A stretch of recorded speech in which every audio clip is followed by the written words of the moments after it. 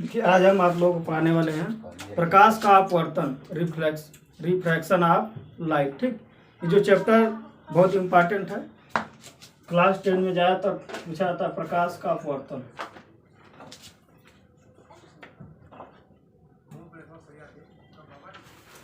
सबसे पहले समझिए कि प्रकाश का अपवर्तन होता क्या है। प्रकाश का अपवर्तन रियल में होता है कि जब कोई प्रकाश की किरण, ठीक, जब कोई प्रकाश की किरण किसी एक समांगी पारदर्शी माध्यम से, किसी एक समांगी पारदर्शी माध्यम होना चाहिए, ठीक, किसी एक पारदर्शी माध्यम से किसी एक दूसरे समांगी पारदर्शी माध्यम में तिरछा प्रवेश क्या करती है, तिरछा प्रवेश करती है, तो वो अपने मार्ग से विचलित हो, क्या करती है, वो अपने मार्ग से विचलित हो जाती है। प्रकाश की इस घटना को प्रकाश का अपवर्तन कहते हैं। जैसे कि कोई प्रकाश की किरण है, ठीक, एक कोई प्रकाश की किरण तिरछा आ रही है, माध्यम को अलग करने वाला पृष्ठ है, दो माध्यम है, तो दो माध्यम को हम कैसे समझेंगे कि दो अलग अलग माध्यम है। उसके लिए कोई ना कोई एक पृष्ठ होगा जो दो माध्यमों को अलग अलग कर रहा है। मान लेते हैं कि एक पृष्ठ है, ठीक, जो दो माध्यमों को अलग अलग कर रहा है। ऊपर मान लेते हैं माध्यम 1 और एक नीचे समांगी पारदर्शी क्या है,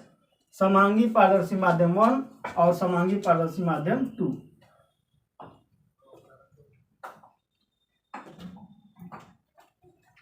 या फिर माध्यम 2, ये दो माध्यमों का 1 और 2। ठीक, क्या करें, जब कोई प्रकाश किरण किसी एक पारदर्शी माध्यम से किसी दूसरे पारदर्शी माध्यम में तिरछा प्रवेश क्या करिए, तिरछा प्रवेश करिए, तो अपने मार्ग से विचलित हो जाती है। जैसे अगर इसका मार्ग ये है, ठीक, अगर ये डायरेक्ट जाना चाहती है, लेकिन ऐसे ना जा करके या तो यहाँ से ऐसे घूम जाएगी या तो ऐसे हो जाएगी। अब ये जो इस पॉइंट पे जो है, अगर इस पॉइंट पे एक लंब डाला जाए जिससे ये पता चले कि भाई जो प्रकाश की डाइवर्ट किधर हो रही है, ठीक, झुक रही है, मतलब झुक रही है फिर दूर है, तो उसके लिए अविलंब डालना पड़ेगा। क्या इसको बोलते हैं अविलंब, या फिर इंग्लिश में बोला जाता है इसको नॉर्मल। ठीक, प्रकाश को ऐसे आना चाहिए जो डॉटेड लाइन है, लेकिन यहाँ करती है या तो इधर आती है तो इधर आती है। ठीक, तो इस घटना को क्या कहते हैं, प्रकाश का अपवर्तन।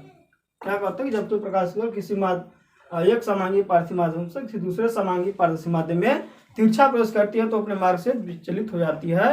प्रकाश की इस घटना को प्रकाश का अपवर्तन कहते हैं। ये होता है बेसिकली प्रकाश के अपवर्तन का डिफिनेशन। और कोई पूछे कि प्रकाश का अपवर्तन का डिफिनेशन दीजिए तो इतना छोटा सा परिभाषा आप लिख सकते हैं। ठीक, इसके बाद में थोड़ा बात करते हैं।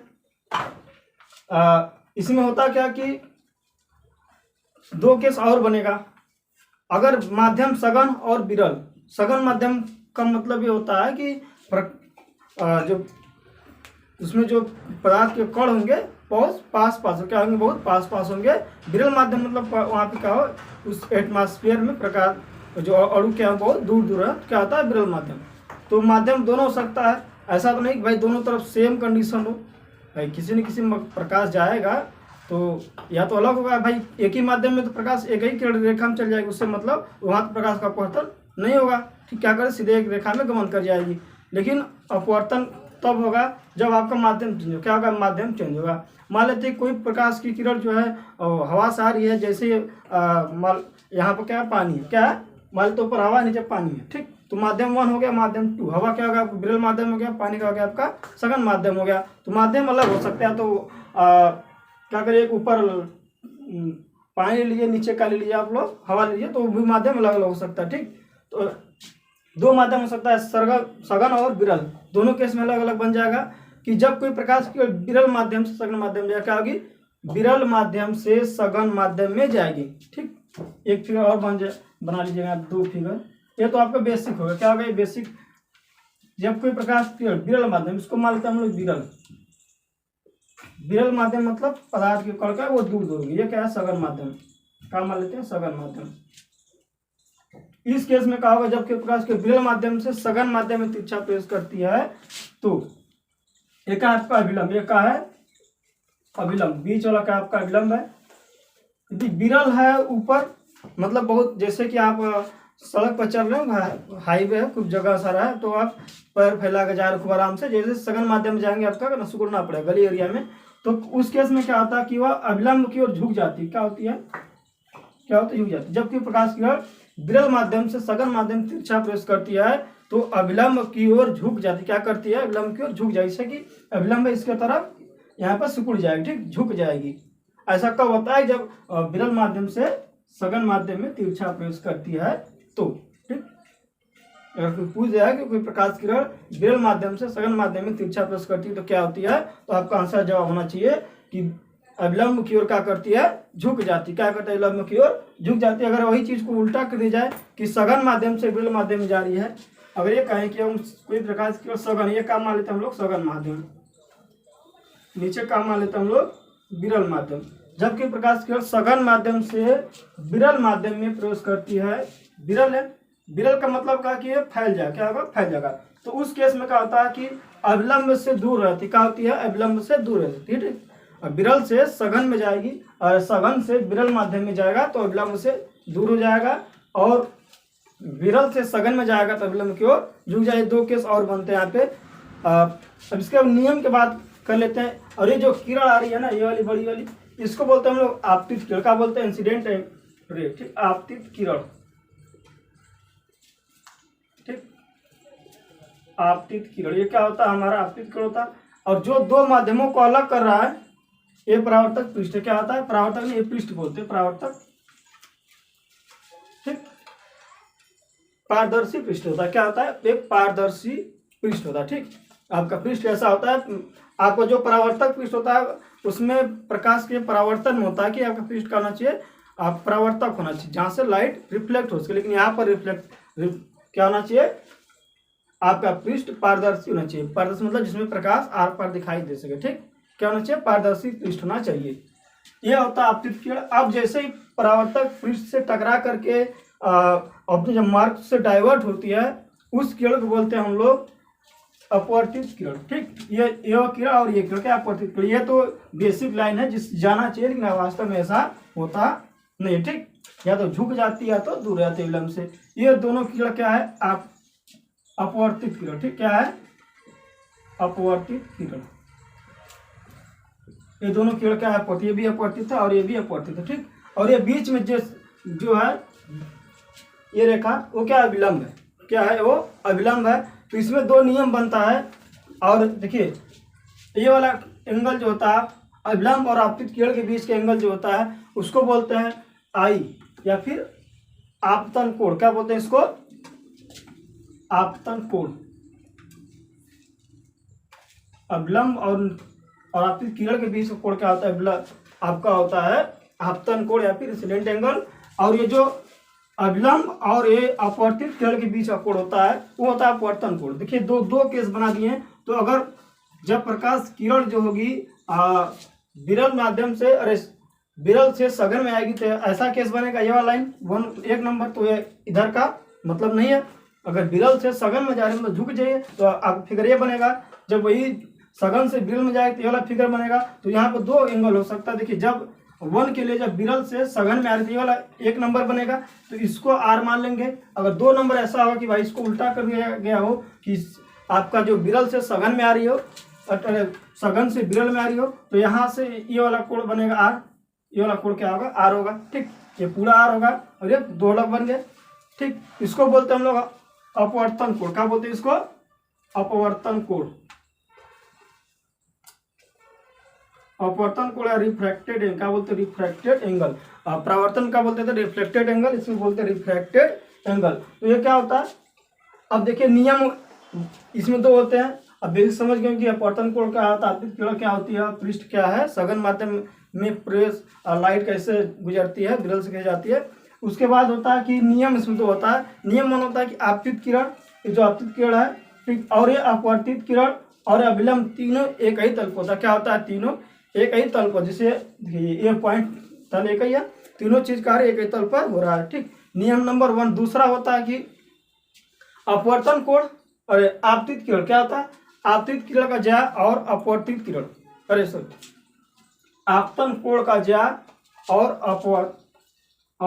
अपवर्तन कोण का ज्या का अनुपात एक नियतांक होता है। क्या होता है, नियतांक होता है, जिससे हम लोग स्नेल का नियम भी कहते हैं, ठीक। जिसे स्नेल का नियम कहता है, उसको देखा जाए तो साइन आई का है आपका है आई आपका अपवर्तन कोण है, आर का है आई आपतन कोण है, आर का अपवर्तन कोण। साइन आई बटा साइन आर बराबर यन, इसको हम लोग यन से दर्शाते हैं, जिसे स्नेल का नियम भी कहते हैं। और इस यन को जो है एक माध्यम सापेक्ष दूसरे माध्यम का अपवर्तनांक भी कहते हैं। ठीक, यहाँ का कि नियम दूसरा यह कि आपतन कोण का ज्या तथा अपवर्तन कोण के ज्या का अनुपात एक नियतांक होता है, जिसे स्नेल का नियम भी कहते हैं। ठीक, स्नेल का नियम कहते था। इसको जो है एक माध्यम के सापेक्ष दूसरे माध्यम का अपवर्तनांक भी क्या कहते हैं, इसको एक माध्यम के सापेक्ष दूसरे माध्यम का अपवर्तनांक भी कहा जाता है। तो यह था पूरा प्रकाश का अपवर्तन के बारे में। अब इसके बाद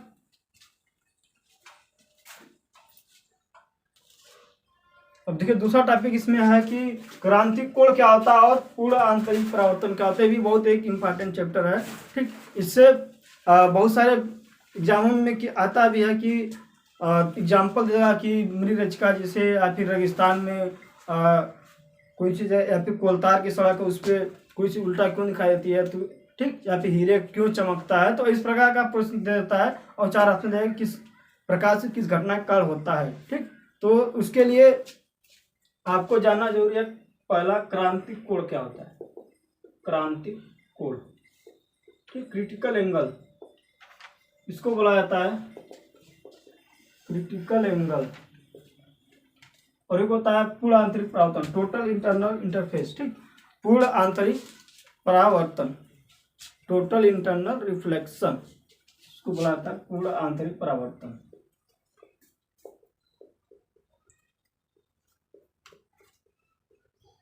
सबसे पहले हम बात करते हैं क्रांतिक कोण। क्रांतिक कोण के लिए एक चीज बहुत जरूरी होता है कि हमेशा जो प्रकाश केवल सघन माध्यम से विरल माध्यम में जाना चाहिए। ठीक, क्रांतिक कोण, क्रांतिक अवस्था तभी बनेगी जब प्रकाश किरण जो है सघन माध्यम से विरल माध्यम में जाए। कहाँ जाएगी, प्रकाश किरण जो है सघन माध्यम से विरल माध्यम में जाएगी, तभी ऐसी केस अवस्था होता है। ठीक, उसके लिए कि जब कोई प्रकाश की किरण सघन माध्यम से विरल माध्यम में प्रवेश करती है तो, ठीक, क्या है कि सघन माध्यम से विरल माध्यम में प्रवेश करती है तो, ठीक, आपतन जो ये क्या है कि सघन माध्यम से विरल माध्यम में प्रवेश करती है तो इस आपतन कोण का मान इतना ज्यादा बढ़ जाता है कि ये इस यहाँ पे न आकर के या फिर आपतन कोण का मान, अपवर्तन कोण का मान जो होता है 90 अंश होता है। क्या होता है, अपवर्तन कोण का मान जो होता है, जिसे हमको यहाँ पे आना चाहिए ऐसे, लेकिन ऐसा केस नहीं होता। क्या करती है कि ये इसका कोण का मान क्या होता है ज्यादा बढ़ने की वजह से, या फिर जब ऐसा केस आएगा तो ये यहाँ से घूम जाएगा डायरेक्टली। ठीक, तो इसमें क्या होना चाहिए कि हमेशा आपका माध्यम जो है सघन होना चाहिए। जिस माध्यम से प्रकाश आ रही है वो क्या होना चाहिए, सघन माध्यम होना चाहिए। क्या होना चाहिए, सघन माध्यम होना चाहिए। ठीक, और जिस माध्यम में ले जाना है हमको वो क्या होना चाहिए, विरल माध्यम से। अगर विरल माध्यम ऊपर आएगा, नीचे सघन माध्यम रहेगा तो कभी भी क्रांतिक की स्थिति नहीं आएगी। ठीक, एक कंडीशन होना चाहिए, क्या होना चाहिए कि हमेशा सघन माध्यम से विरल माध्यम होना चाहिए। अगर विरल को ऊपर कर देंगे तो हमेशा झुक जाएगा विलंब की ओर, तो कभी भी जो है कि अपवर्तन कोण कभी भी 90 अंश नहीं होगा। ठीक, क्या होगा, अपवर्तन कभी भी 90 अंश नहीं होगा। और इसको डिफाइन करना होगा तो क्रांतिक कोण जब कोई प्रकाश किरण किसी सघन माध्यम से, क्या होता है, किसी सघन माध्यम से विरल माध्यम में प्रवेश करती है तो, ठीक, एक ऐसी स्थिति आ जाती है कि अपवर्तन कोण का मान 90 अंश के बराबर रहता है। क्या होता है, ऐसी स्थिति जिसमें अपवर्तन कोण का मान 90 अंश हो जाता है तो उस केस में क्या होता है कि आपतित किरण जो होती है विरल माध्यम में प्रवेश ना करके परावर्तक पृष्ठ से होकर गुजरती, क्या करती है, इस माध्यम में प्रवेश ना करके हमारी जो परावर्तक पृष्ठ है, ठीक, क्या है, जो आपका पृष्ठ है परावर्तक पृष्ठ, उसी के थ्रू क्या होती है आगे निकलती, क्या होती है, परावर्तक पृष्ठ से होकर गुजरती है। ठीक, इस विशेष स्थिति को क्रांतिक कोण कहते हैं। क्या कहते हैं, क्रांतिक कोण। इस केस में क्या होता है, आई बराबर आर, मतलब रिफ्लेक्टेड एंगल जो होता है उसके बराबर हो जाता है। ठीक, आई बराबर आर, ये होता है आपका क्रांतिक कोण की स्थिति। कहना क्या चाह रहा है कि जब कोई प्रकाश की किरण, ठीक, सघन माध्यम से, हमेशा सघन माध्यम होना चाहिए। ठीक, अगर विरल माध्यम से सघन में जाएगा तो कभी भी क्रांतिक की स्थिति नहीं आएगी। जैसे अभी आ रहे हो, जैसे इतना ज़्यादा देखिए, जैसे जैसे हम ऊपर इस कोण को कुछ ज़्यादा लंबवत करते जाएंगे, जिससे ऊपर को बढ़ाते जाएंगे तो क्या करेगा, हमेशा ये झुकता जाएगा। लेकिन जैसे जैसे इस आपतन कोण को अब परावर्तक पृष्ठ की तरफ झुकाते जाएंगे, देखिए अगर इसको झुकाते जाएंगे तो ये क्या होगा, हमेशा दूर होता जाएगा। जब हम इस आपतन कोण को अरे आपतित किरण को इस परावर्तक पृष्ठ को झुकाएंगे तो ये जो आपका आपतित किरण है ये परावर्तक पृष्ठ की तरफ झुकता जाएगा, अविलंब की ओर न जा करके परावर्तक पृष्ठ की तरफ जाएगा हमेशा। तो एक ऐसी स्थिति आ जाएगी, उस स्थिति में क्या हुआ कि अपवर्तन कोण का मान 90 अंश हो जाए। ठीक, जब कोई प्रकाश की किरण किसी सघन माध्यम से विरल माध्यम में प्रवेश करती है तो यदि अपवर्तन कोण का मान 90 अंश हो जाए, क्या होगा, यदि अपवर्तन कोण का मान 90 अंश हो जाए तो आपतित किरण जो होती है दूसरे माध्यम में प्रवेश ना करके परावर्तक पृष्ठ से होकर गिरती का होती। तब इस केस में अपवर्तित किरण यहाँ पे जो लकीर लगा दे यहाँ का आपतित किरण का होगा, ये आपतित किरण जो होती है आपकी परावर्तक पृष्ठ से होकर गुजरती, क्या होती है, आपतित किरण जो होती है परावर्तक पृष्ठ से होकर गुजरती है। इस विशेष स्थिति को हम लोग क्रांति कोण बोलते हैं। इस कोण में क्या होता है कि ये कोण जो होता है 90 अंश, क्या होता है, ये कोण कितना होता है 90 अंश। ठीक, ये क्या होता है, कोण आपका 90 अंश। इसको जो हम लोग क्रांति कोण बोलते हैं, इसमें आई बराबर का लेते हैं आर, आई बराबर का लेते हैं आर। ठीक, क्रांति कोण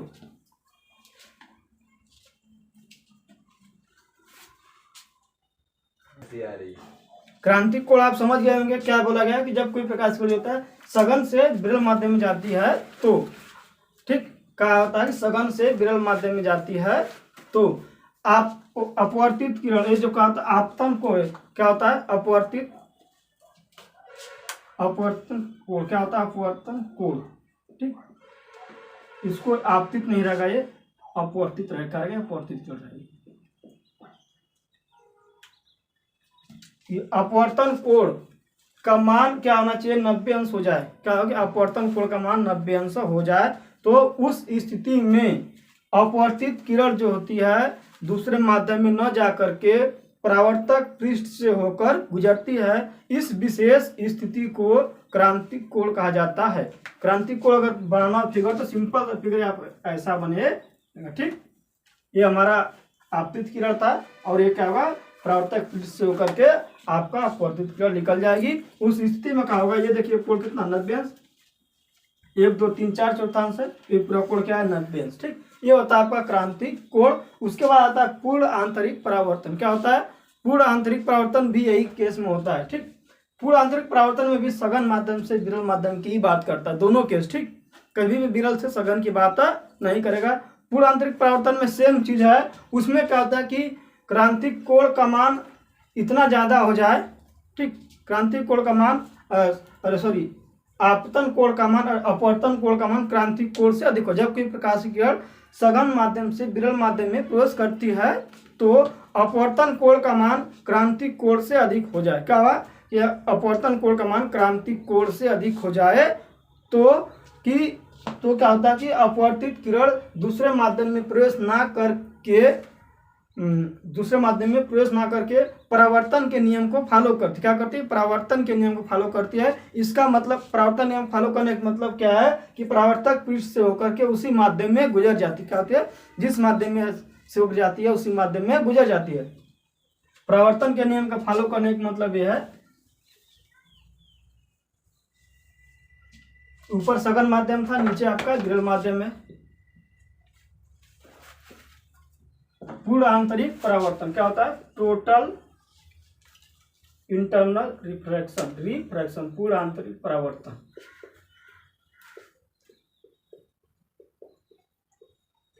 टोटल इंटरनल रिफ्रैक्शन, इसमें क्या था, जब कोई प्रकाश की किरण सघन माध्यम से विरल माध्यम में प्रवेश करता है तो यदि अपवर्तन कोण का मान क्रांतिक कोण से अधिक हो जाए। क्या होता है कि अपवर्तन कोण का मान जो होता है, अपवर्तन कोण क्या होता है कि जब प्रकाश किरण जो होती है इस पृष्ठ से टकराने के बाद, परावर्तक पृष्ठ से टकराने के बाद जिस दिशा में जाती है, ऊपर चाहे जहाँ भी जाए, उसको अपवर्तन कोण बोलते हैं। और जहां तक ऊपर होती है उसका बोलते हैं हम लोग आपतन कोण। ठीक, आपतन कोण का मतलब कि आपका विलंब और आपतित किरण के बीच बना कोण क्या होता है? अपवर्तन कोण।